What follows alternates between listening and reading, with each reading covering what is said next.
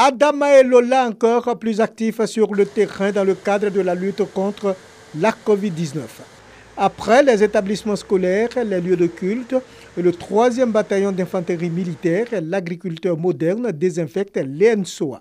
L'opération nécessite 6 pompes manuelles, 2 atomiseurs à moteur, 2 tracteurs à haut débit, du javel 120 degrés du grésil pour les toilettes. Pour le chef de corps de l'ENSOA, l'acte de l'agriculteur moderne est un point de civisme.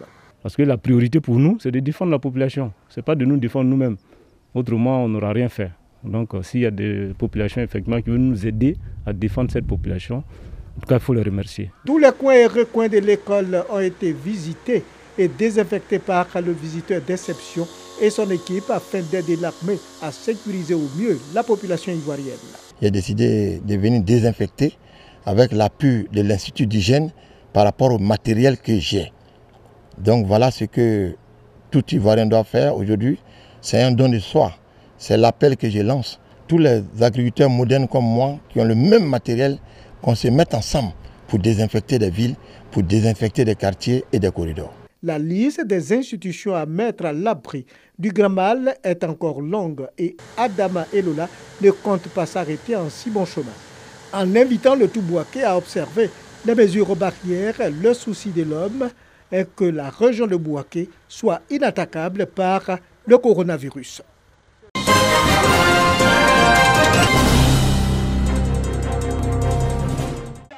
Une ambulance équipée en système d'oxygène pour l'hôpital de Yakpabo-Sakassou dans le département de Tibissou.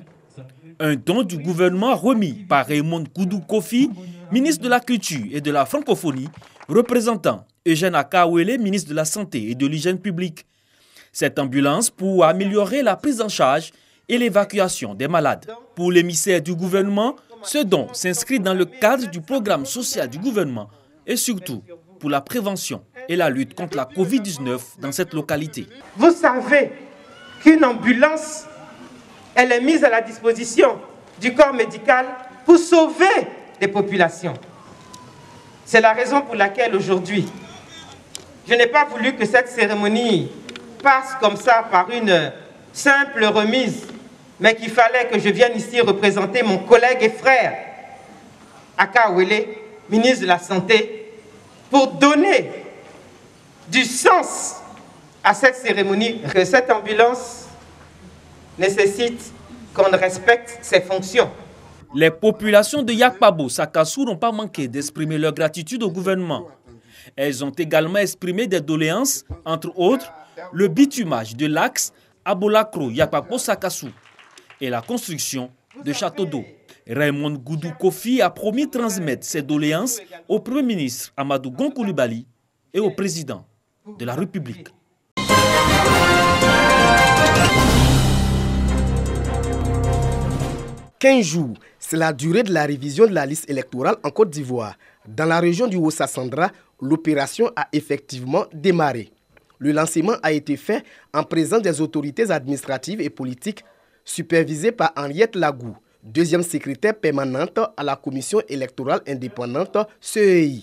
La représentante de la CEI a tenu à faire la différence entre l'enrôlement pour la carte nationale d'identité et l'inscription sur la liste électorale.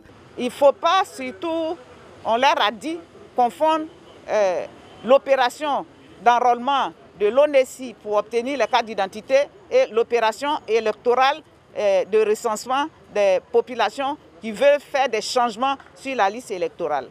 Et donc notre attente au niveau de la CEI, c'est qu'il y ait massivement de personnes pour qu'on sorte une liste transparente, une liste acceptée de tous. Le préfet de Daloa a invité les populations à prendre une part active dans cette opération qui marque le début de la présidentielle de 2020. La révision de la liste électorale est le début du processus.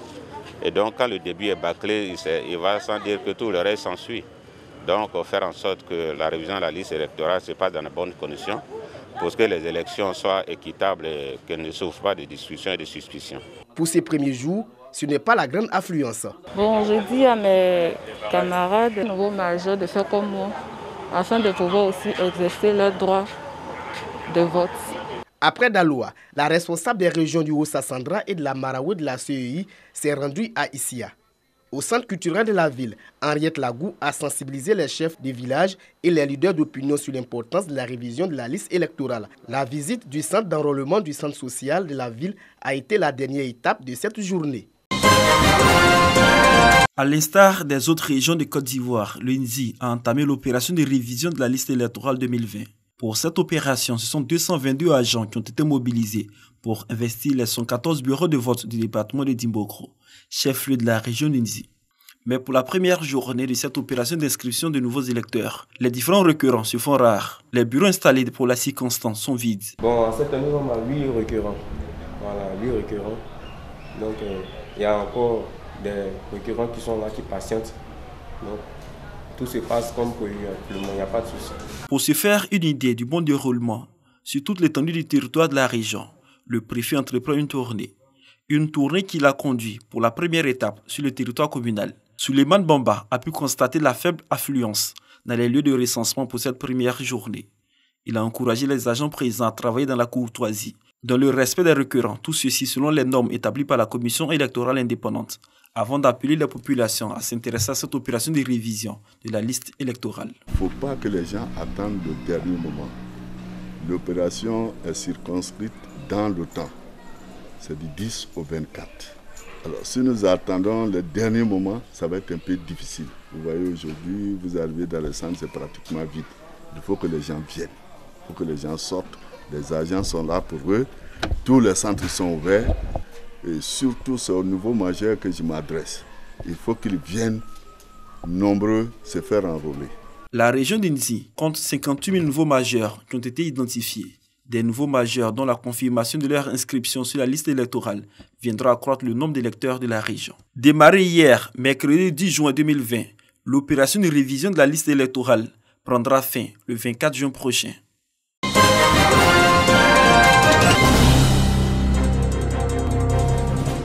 Permettre à ses parents baoulés vivant dans les hameaux, campements et villages dans la zone cacaoyère du sud-ouest du pays, difficilement accessible, de se faire enrôler massivement afin d'obtenir la nouvelle carte d'identité, tel est l'objectif que vise le ministre Amédée Kouakou. Après Soubré, le président de la CCD, Association des cadres du Centre pour le développement, vient d'offrir 10 motos à Gabiagui, dans le département de San Pedro. Un geste salué par les bénéficiaires. Le ministre Amédée Kouakou a bien pensé, c'est pour faire sensibiliser la population, parce qu'il faut les carte d'identité. Je suis content de ça et je lui dis beaucoup merci. Nos parents, habituellement, quand on leur demande de faire les papiers, par l'ignorance, ils ne font pas. Donc cette fois-ci, monsieur le ministre Amédée Kouakou, président de l'ACCD, a pensé et a jugé utile d'envoyer ses frères auprès des parents, de tous les parents, à leur donner des messages, de leur dire de faire les papiers, de leur dire de se faire recenser. Des comités de sensibilisation pour l'enrôlement ont été mis en place pour sillonner toute la sous-préfecture de Gabiagui.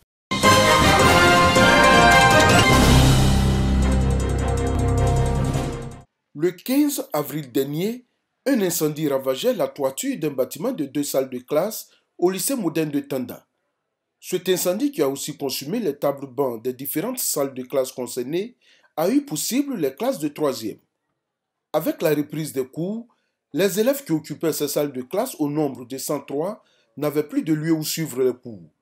Heureusement pour eux, le ministre de l'Agriculture et du Développement rural vient de leur donner un coup de main. Monsieur le ministre envoie 15 paquets de tôle. Monsieur le ministre envoie 50 tables bancs et la somme de 1 million de francs pour aider l'administration à faire face à toutes les dépenses pour que d'ici très peu, ce bâtiment soit retapé, que ce bâtiment soit mis à la disposition de nos apprenants. Traduisant sa reconnaissance au ministre Kobena Kwasi Adjumani pour cette action, le proviseur du lycée moderne de Tanda a indiqué que les travaux seront rapidement entrepris afin de rendre opérationnelles ces salles de classe. Je voudrais que vous dites merci à monsieur le ministre Adjumani qui a bien voulu réagir de manière si prompte que nous-mêmes, nous sommes pratiquement émerveillés par ce geste-là. Nous disons que nous allons en faire, et ça c'est une promesse sûre, un très bon usage. Avec la reprise des cours dans cet établissement, le proviseur s'est véritablement engagé dans le respect des mesures barrières édictées par le gouvernement. Pour avoir accès à l'établissement, tout le personnel ainsi que les élèves doivent porter des cache-nez et se laver les mains au savon à l'entrée du lycée. Dans les salles de classe, la distanciation sociale est aussi respectée.